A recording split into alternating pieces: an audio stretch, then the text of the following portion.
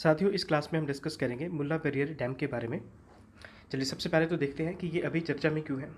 News में साथियों इसलिए है क्योंकि केरला चाहती है कि मुल्ला पेरियार डैम को रेगुलेट करने का जो टर्म्स एंड कंडीशन है उसमें एक बार फिर से अब बदलाव की ज़रूरत है। ठीक है, तो इसलिए ये टॉपिक न्यूज़ में है। अब हम थोड़ा सा इसको डिटेल में पढ़ते हैं कि ये मुल्ला पेरियार डैम का इतिहास क्या रहा है और अभी कौन कौन से चैलेंजेस इसको फेस करने पड़ रहे हैं। सबसे पहले देखिए, क्वेश्चन अगर पेपर में आ जाए, मुल्ला पेरियार डैम जो है ये किस रिवर के कन्फ्लुएंस पे बेस्ड है। तो ये कौन से रिवर्स है? मुल्लायार एंड पेरियार। तो इन दोनों रिवर का जो कन्फ्लुएंस पॉइंट है वहाँ पे मुल्ला पेरियार डैम को बनाया गया है। कहाँ पे है ये? तो ये है साथियों केरला में। ये बड़ा इंटरेस्टिंग सा एक पॉइंट है। देखिए, ये जो मुल्ला पेरियार डैम है ये है तो केरला में, लेकिन इसके ऊपर अथॉरिटी किसकी है? इसको गवर्न कौन करता है, इसको एडमिनिस्टर कौन करता है? तमिलनाडु। ये याद रखना है साथियों, लोकेशन केरला में है लेकिन इसको मैनेज कौन करता है, कंट्रोल कौन करता है? तमिलनाडु करता है। ये बड़ी अजीब सी इन्फॉर्मेशन है लेकिन ये बिल्कुल ठीक है इन्फॉर्मेशन। अब देखिए, इस डैम की अगर हिस्ट्री पे नज़र डालें साथियों तो ये 1885 में बनना चालू हो गया था। ठीक है, 1895 में ये जाके कंप्लीट हो चुका था। तब के कहाँ पे? स्टेट ऑफ त्रावणकोर में, जो कि it was one of the princely state of India back then. तो 1895 में ये बन के तैयार हो गया। 1886 में जब ये अभी बन रहा था ये डैम, तो उस समय में ये जो डैम है इसकी अथॉरिटी किसको दी गई थी? ये दे दी गई थी मद्रास प्रेसिडेंसी को।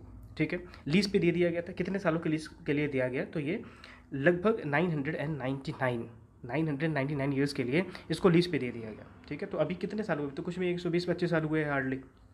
अब देखिए, अब ये जो अग्रीमेंट था, ये जो लीज था, इसके अकॉर्डिंगली तमिलनाडु को अब इस मुल्ला पेरियार जो डैम है इसके ऊपर कंप्लीट अथॉरिटी दी गई कि इसका अब ये इस्तेमाल कर सकते हैं, इरिगेशन प्रोजेक्ट के लिए कर सकते हैं या फिर दूसरे और पावर प्रोजेक्ट के लिए इसका इस्तेमाल किया जा सकता है। 1970s की अगर हम बात करें साथियों तो एक बार फिर से ये जो टर्म्स एंड कंडीशन जो शुरुआती दिनों में डेवलप की गई थी कि तमिलनाडु को ये राइट्स दिए जाएंगे, इसको वापस से रीइटरेट किया जाता है 1970 में। 1970 में फिर ये कहा जाता है कि तमिलनाडु के पास ये बिल्कुल राइट है कि इस डैम का वो इस्तेमाल इरिगेशन प्रोजेक्ट के लिए, हाइड्रो पावर प्रोजेक्ट के लिए ये इस्तेमाल कर ले।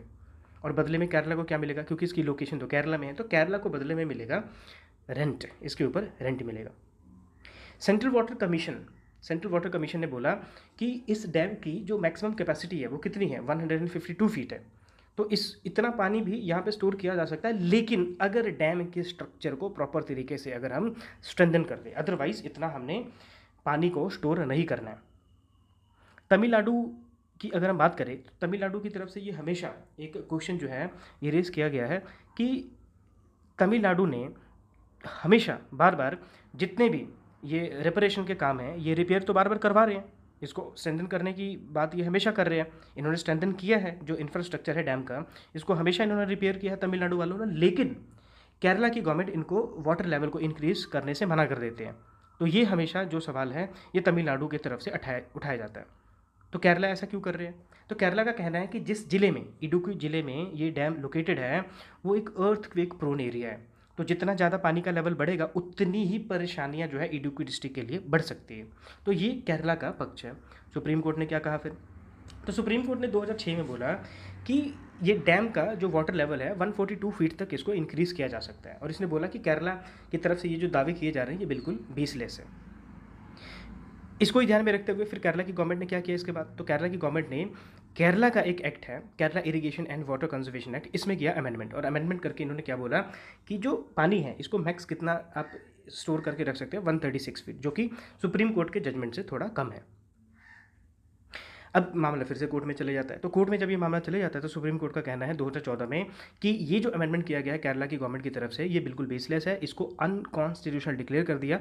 और इस पूरे प्रोजेक्ट को स्टडी करने के लिए, इस डैम को स्टडी करने के लिए एक 3 मेंबर का इन्होंने सुपरवाइजरी कमेटी बना दिया। ठीक है, तो ये अभी तक की यहाँ की सिचुएशन है।